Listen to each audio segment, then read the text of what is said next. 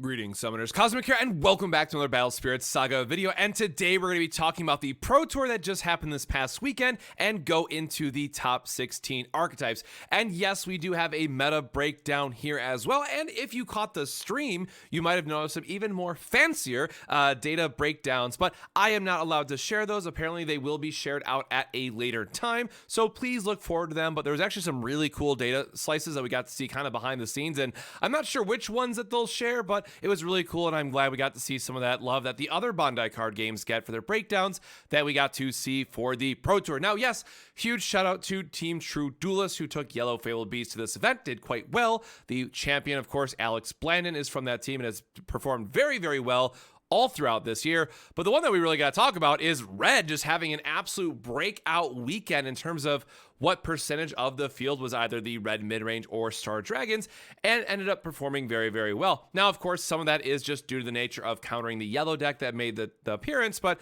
when we got into the top 8 breakdown, and it was basically 4 yellow decks versus 3 red decks and +1 red-green Gale deck, it was really interesting to see this kind of classic throwback to Nova versus the Yellow Fabled Beast, or just, red versus yellow, that should have made for a very one-sided top 8 that, well, it went the other way that you would expect it, with upset after upset, making 2 yellows decks into the final, just being absolutely insane. So again, huge shout out to everyone that played in the Pro Tour. I, of course, had a wonderful time casting it, but yes, I am kind of traveling from event to then holiday, so only a couple videos this week, and hopefully looking forward to kicking things off proper in January with getting back into a lot of good versus videos and things of that nature. But, of course, we'll do the champion review, some Church of Penton, and all that good stuff, so please look forward to it. But other than that, let's get right into these lists.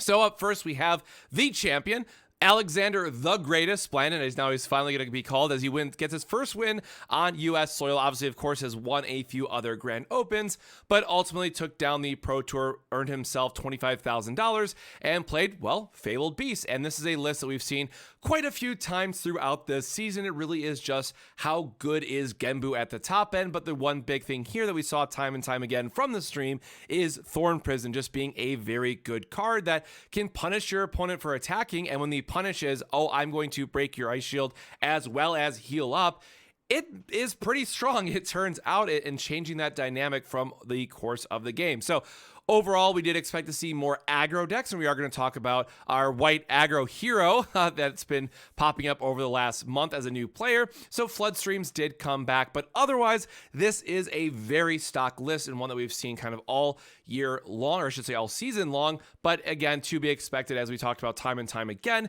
that Fabled Beast as a core package really doesn't have a lot of flex spots. Now, the one interesting note here is going to the sideboard, we do see triple Michaela and 1 Ryut. So transitioning this into more of a luster package, right? Really just giving you the value of Flagellum, which we did see in the finals come down to just how insane this card can be. But ultimately, your game one just wants to be as efficient as possible, with Genbu giving you the unblockable shenanigans to get there and deal the damage. So again, huge shout out to Alexander Blandin for taking the event down, and also to the rest of the True Duelist team, who multiple of them made top 16 with the same exact 60 card list. So clearly their testing efforts paid off.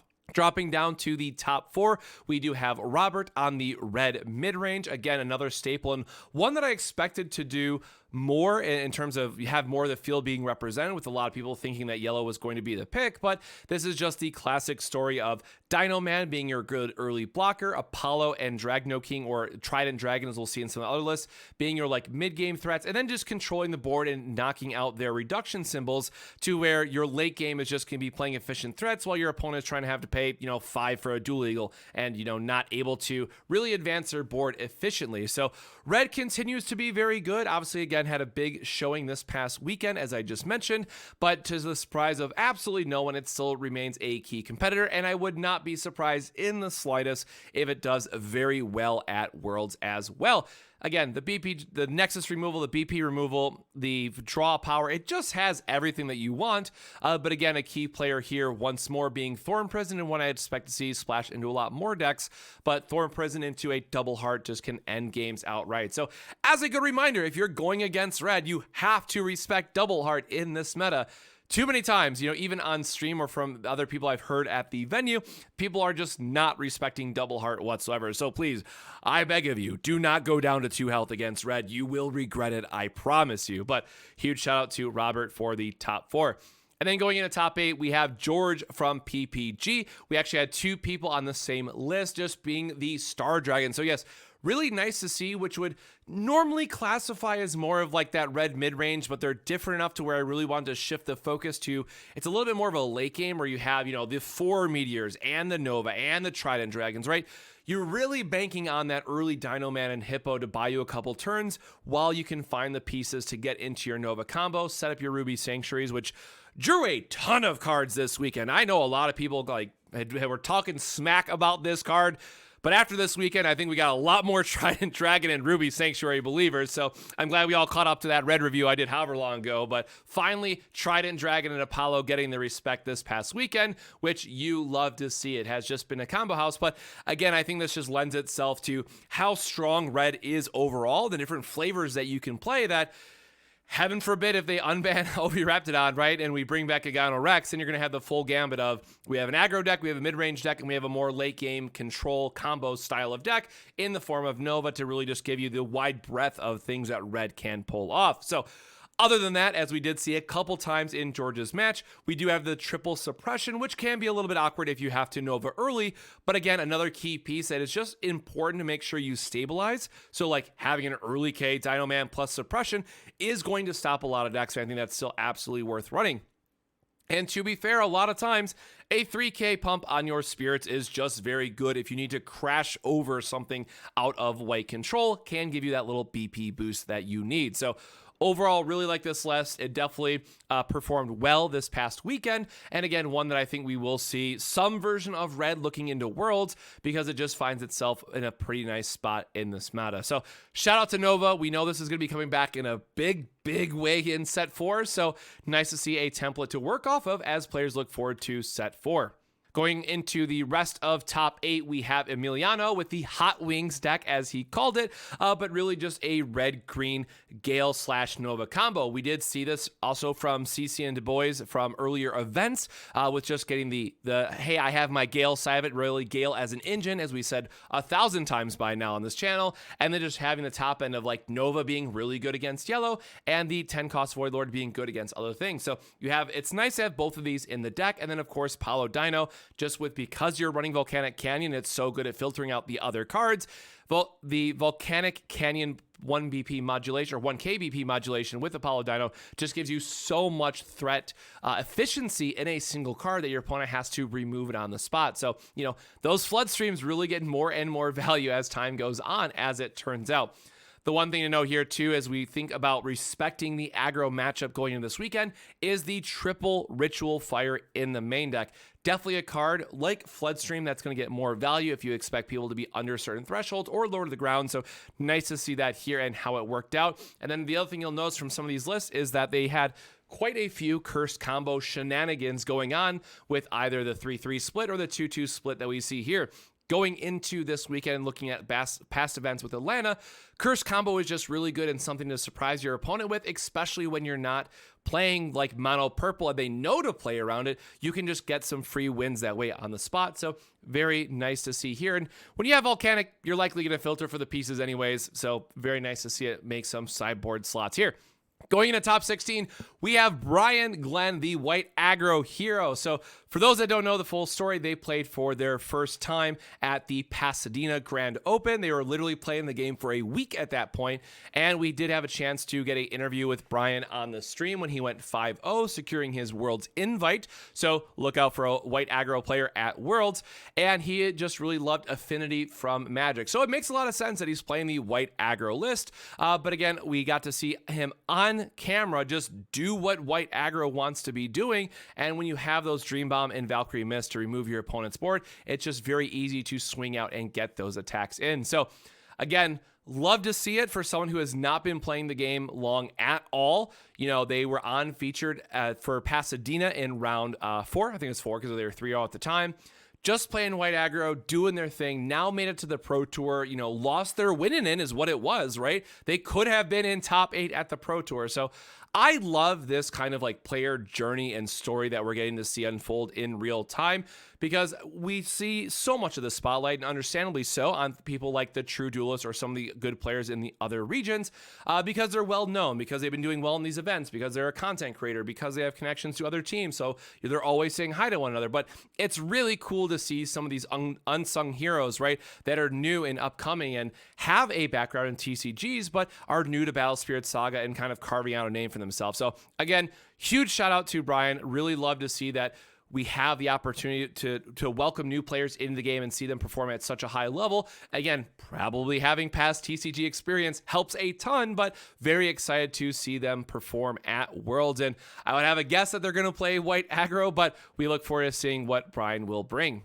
Going into the rest of top 16 here with Rex. So shout again to CCND boys bringing the white control to this event with 4 strong draw and 4 star bless. Look, we just really got to draw some cards. And then the other one that I really got to give a shout out to is the Heaven Piercing Castle. I think a lot more people are coming around on this card. It took me exactly one match of having to play against it and be like, oh, I guess this is a real card again, because of how you want to match up against the field. But clearly their time and testing into it really did perform well, going from Atlanta into now this event. Of course, already had their Worlds invite. Very excited to see how they do leading into Worlds. Again, just a little over a month away, so people are going to enjoy the holiday break. Like I said, myself, videos are going to be light, flying out to see family this weekend, and they'll be back late next weekend. So jumping back into it when I can. But when January 1st comes around, we'll celebrate the New Year's, but then it's time to get into the testing, time to get into the gauntlet. And I'm so looking forward to see what people bring. Of course, in the sideboard, a lot of these sideboards have been pretty stock in what we would expect to see event after event. I definitely covered them in a bit more detail in my Atlanta video. So if you want to see more of this conversations, go check out that video as well. But again, just more good white control pieces. And I think a lot of these lists really respecting the aggro. Oh, it just did well in the previous week. Now let's make sure we bring the Floodstreams main again. So we see 3 main deck and 1 side deck. And I think that is going to be very important, even going into Worlds, that Floodstream is going to be something that you just want to make sure you don't crumble to against aggro, I should say, and Floodstream can help you out a lot if you see it. And then going into one of our last archetypes, we have Gale. So yes, Gale did still make a top 16 appearance. I think we got the clip on stream, but I think we're now far away from the discussion around, oh, Gale is not tier 0, but it still does have some high roll moments that can feel really bad. So shout out to Joe for making the top 16. I know this is one that they've been piloting quite a bit and they've really liked over the course of the season. So this one, again, just being a more stock version of what we've seen for Gale time and time again. I know that some have had the Dragno Assassin's main and the Maduke sideboard have the Blood Curse interaction. Some have taken out these Scoop Owls just to see less aggro, getting more on the ramp side of it, right? And then the 4 Beldegors just being your kind of stabilizer. So there's still some flex spots overall as we think about some of these lists that we've covered now in the top 16, but it does kind of fall into that same category of Fabled Beast Yellow, where it's like, okay, here's a 40 card stock list that you start with, and then you have 10 cards to kind of really figure it out and flex from there. So not a ton of at least main board options. And then of course you can get a little funky in the sideboard if you really want to. We saw the Maduke tech, as it were, in the more recent versions. We've also seen Gale decks that rely on more like a 5-color variant and just have shenanigans in their sideboard. Cursed combo, again, being a big one that's not here, but we've seen in some other lists. And then of course, just general magic cards that you want to use for flexibility, right? Are we expecting more aggro? Do we need more Nexus removal? Do we have to worry about an opposing Derm Dyna or Toki Tenant with the Dream Bombs, right? So really it's just getting the ability to say, hey, my main deck might be kind of solid and kind of fit where I want it to be, but still having that 10 card sideboard to say, okay, what is the meta call that I want to make and that's going to serve me the best for this event? So yes, I think we are very much in that point where it needs to be a meta call. There needs to be some conversation around, okay, this did well last weekend. What do we expect to do well this weekend? And making sure that you're making the most out of that increasingly limited 10-card sideboard as these events kind of unfold time and time again. So with that, that is a quick look at the top 16 archetype breakdown. Of course, all of these lists can be found on Eggman's website, and top 8 is largely the same with only 4 different decks, if I remember correctly, because again, a bunch of teams that played similar lists made it to the top cut. And then when we get into top 16, you can see a little bit of the other breakdowns with, yes, 2 different white aggro lists made it to top 16, and both of them were playing for a win in the final round, which is kind of crazy. Even with aggro on everybody's mind. White aggro just showed up to this event and said, all right, man, you know what? I'm going to make you have it. If you don't have it, that flood stream, I'm winning this game. And 2 of them finishing 5-2 is very, very scary. So with that, of course, the holidays again coming up, I'm very excited to unplug for a little bit. Of course, we're going to do the champions interview when we have time for it. But other than that, I think there's a lot of good momentum going into Worlds. A lot of players are excited to see how this meta can shake up even more, right? Because we have seen time and time again, it comes down to, okay, what do you think the last event did or how well it did? What do you think people will bring as a counter? And what does that mean for my sideboard slot? So we just continue to go on this wheelhouse of meta, spin round and round, in terms of what's going to do well at the next event. But ultimately, I think that we can absolutely agree red and yellow are kind of the 2 staples that we're going to continue to see time and time again. White is now, a lot of people joked about it and laughed at it, but now is going to be a very real meta contender depending on who you ask. And then, of course, Gale out there kind of still doing its thing. I think it's still very solid consideration as well. But then there are some of these other fringe decks making an appearance time and time again into these top cuts where if they just would have won one more round, they would have made it into that top 8. Now, that said, I do fully expect Worlds to be top 16 cut because there has been a ton of pass downs at this Pro Tour. So if you haven't already, make sure to go to Battle Spirit Saga's website and check if you earned your Worlds invite from this last Pro Tour, if you were able to go. So with that, again, I hope you enjoyed the meta breakdown overall. I am very excited to get some more versus videos, hopefully soon. Of course, don't have time for them right now, but there are so many fun decks I want to try, and I just got my SPR Reanimates to do a Valheim deck, which is just going to be a dredge deck essentially, and really curious to see how that plays out. So please look forward to it. But with that, my friends, stay safe, stay hydrated, and I'll see you in the next video. Cheers.